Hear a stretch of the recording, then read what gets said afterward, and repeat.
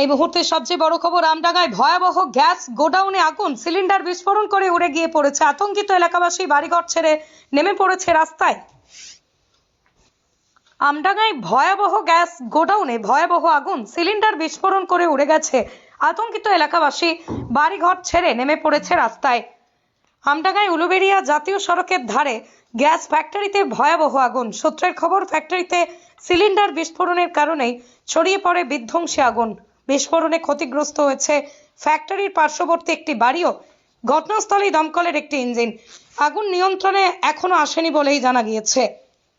জানা যায়, পরপর সিলিন্ডার বিস্ফোরণের ফলেই ভয়াবহ আগুন ছড়িয়ে পড়ে। ঘটনাস্থলে ইতিমধ্যেই পৌঁছে গিয়েছে পুলিশ, দমকল। প্রায় আধ ঘন্টা অতিক্রান্ত হলেও আগুন নিয়ন্ত্রণে আনা যায়নি বলেই জানা গিয়েছে।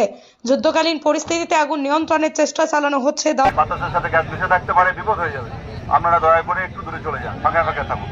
আর কেউ সিগারেট বা দেশলাই জ্বালাবেন না, একটু দূরে চলে যান। কিরকম এখানকার আতঙ্ক কিরকম?